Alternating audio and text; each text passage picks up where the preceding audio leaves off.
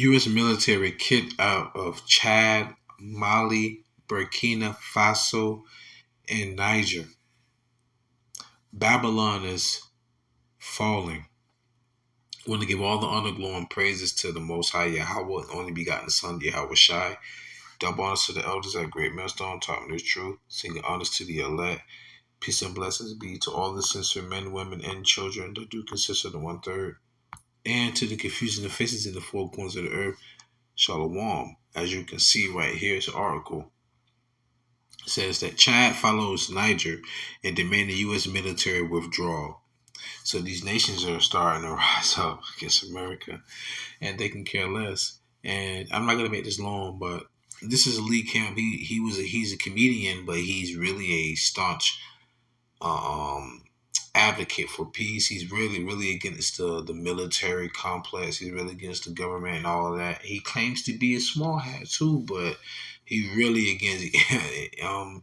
It's funny, because he is one, but nonetheless, though, you have to pick through the meat and the bones. But he pretty much goes in on how these countries in Africa, in the land of Ham, tell the United States, Babylon, the mystery whore, to get out of here. We don't want you. We don't need you here anymore. And he's going to speak on it also on how that now they're telling America to leave because they now want to be in cahoots with Russia. It's crazy, but I'm going to let him talk, but I'm going to bring out my precepts as well, okay? Habakkuk chapter 2, verse 5 through 6. I'm going to bring that out, but I want him to talk really quick.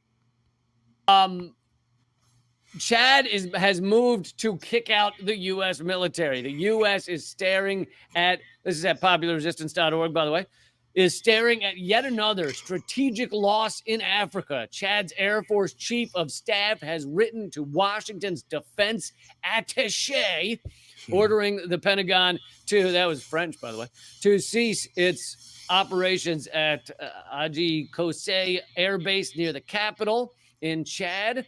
In another letter addressed to Chad's Armed Forces Minister, they said the presence of U.S. soldiers had not been satisfactorily justified. Yeah, because it's not justified. It has to do with U.S. hegemony. That's why they're there. It has to do with protecting the U.S. extractive forces in Africa. That's why they're there. The U.S. has 800 to 900 military bases around the world. We encircle the globe. We spend over $1 trillion a year when you count the black budgets, over $1 trillion a year on military, on death, on destruction, on these bases, even when they only have a few men there, even when there's only a few military personnel in some of these, drone bases, etc., across Africa. They call them lily pads, the military does, because basically they're little stopping points where the U.S. can continue to own the globe militarily. And now the U.S. is being kicked out of some of these countries because in most of these countries... Whew. He said a lot right there.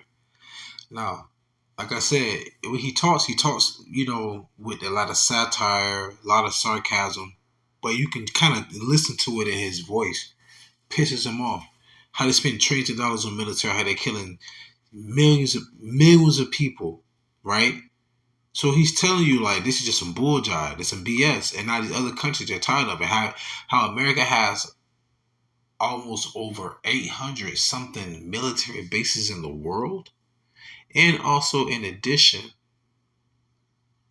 when you have those military bases in the world, you're also having the other countries had to take heed to you in your democracy, and they don't want it anymore.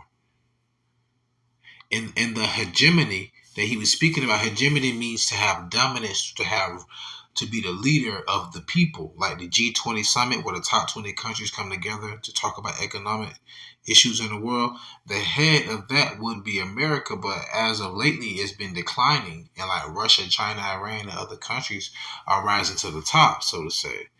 Right, so they're trying to protect their hegemony by having their military everywhere. Hence Habakkuk 2 and 5. Yea, also, because he transgressive by wine, meaning that his foreign policies, all right, He's drunken by his foreign policies, his military, his sanctions, and not taking heed to the Geneva Code. He is a proud man, America, neither keepeth at home 800 military bases. They got to be occupied by somebody, right?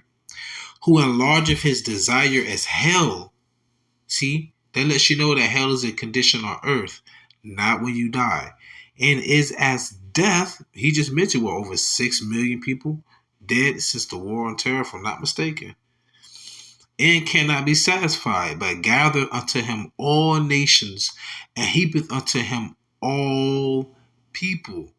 Going back to the petrodollar, going back to how America is the staple in the international commerce of the world, but that's slowly gradually starting to be changed. The transition is coming. But the heathen state, they're going to keep ruling, but YAHAWASHI is coming back. But let's stick to this right here. All right, so let's get back to it. I ain't mean to have Lee looking like that. The U.S. military, unless they're full on invading like in Syria, where the U.S. has gone in and now controls or owns a third of Syria, unless that's the situation, in all of these other 800 to 900 military bases, they need the approval of the country to some level. That doesn't mean there's not pressure. Let's get to the point.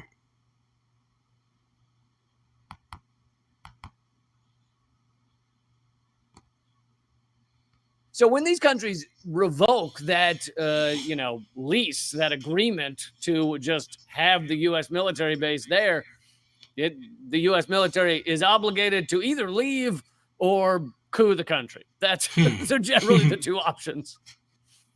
And to cancel the status of forces agreement, SOFA, although it's... For those of you who don't know the word coup that he said, coup means to overthrow a country. Right, there's a book called Confessions of an Economic Hitman. They were saying the economic hitman, he would go to a country, a poor country more than likely, but it's rich in natural resources. We would like to have 20% of your GDP. They're like, no, we're poor. Like, that's nothing. Okay, how about this? Allow us to put military bases here. Like, we don't really want you here because then your enemy is going to become our enemy because they're going to think we're your ally like that. Okay, then it comes in the third time. And after that, they tell them, either you do this or we're going to pretty much overthrow you. And they have something known as insurrections or insurgents. Everybody thought Cat Williams was crazy. He was talking about this way back when he had his specials. The word insurgent. You at home like, insurgents? I ain't never heard of that. What's that? Come on, man, wake up. Less relaxing than that sounds. That regulates the operations of roughly 100 U.S. military personnel in the Sahelian country. A U.S. State Department spokesperson insisted in a statement that Chad hasn't asked U.S. forces to leave. No, they haven't. We haven't heard anything about that. What do you mean? What do you mean? What do you mean? Us? But we're such great renters. We're so good. We're such great occupiers. You know, we always treat everyone with respect. If I have an extra packet of ramen noodle, I'll always give you one. It's why would they want to kick us out? We're just the largest, most murderous, blood-soaked empire the world has ever known, killing 6 million people. Yes, 6 million people. Salaki, this is the point he's talking about the 6 million when I was speaking of the desire is as hell in Habakkuk 2 and 5. All right, I had to pre-read this. You know, I had to look at this before I did this video. Salaki, forgive me. The estimate is 4.5 to 6. Pre-screen. So, sorry if I'm at the upper end of the estimate. 4.5 to 6 million people in the global war on terror. So that's just the past quarter century. We have murdered 6 million people. And that's just the war on terror. That's not the millions of others we've killed via economic sanctions in other parts of the world. Those don't count right now. Just 4.5 to 6 million people in the global war on terror, quote unquote. So the U.S. says on the global war on terror. This is Proverbs 29:2. When the righteous are in authority, the people rejoice. But when the wicked bear rule, the people mourn. So we're talking about the war on terror. going back to 2001, September 11, 9/11. It's 2024 right now. 2 decades. Over 2 decades on the war of terror, the war of mass destructions. Over 6 million people have died. So how many people you think are still mourning from that? Why do you think they're occupying these colleges? I'm going to do a video on that as well. Even your own citizens is like, what are you doing over there? That's how you, man.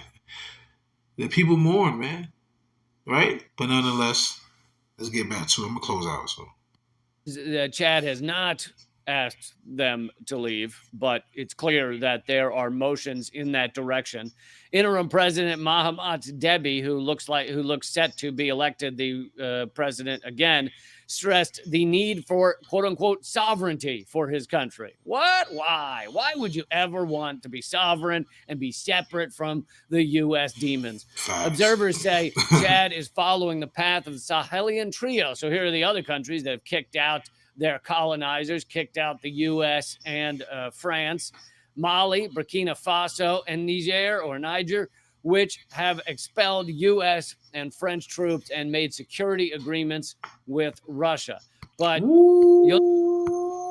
they expelled French and United States military officials so they can side with Russia. That's heavy. Let that sink in. That's very heavy, man. Right? This is Habakkuk chapter 2, verse 6. Shall not all these take up a parable against him, and a taunting proverb act against him, and say, woe to him that increaseth that which is not his? How long? And to him that layeth himself with thick clay. See, pride go up before destruction.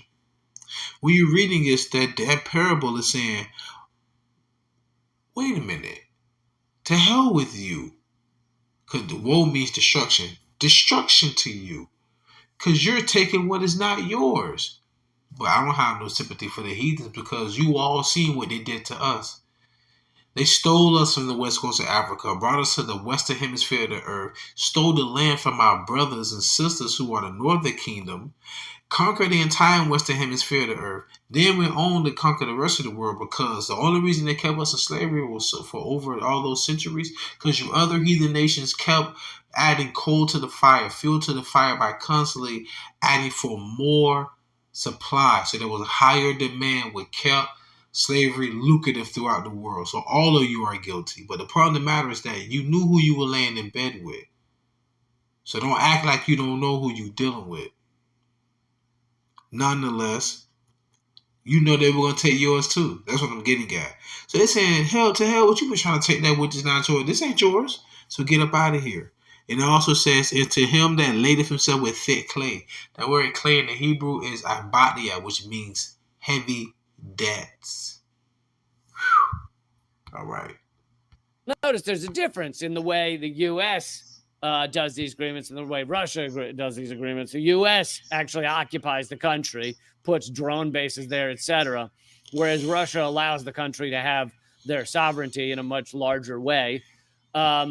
Anyway, this is another step, right? I don't mean that this one country is, well, that's it in real time, waning. You know, I mean, you can use the word collapse, but let's not be too extreme here. Waning, decreasing heavily, both in terms of the power of the U.S. dollar, the control that the U.S. has over other countries. And this is yet another massive step, seeing these countries have the ability to actually stand up and say, hey, don't let the screen door hit you in the ass on the way out.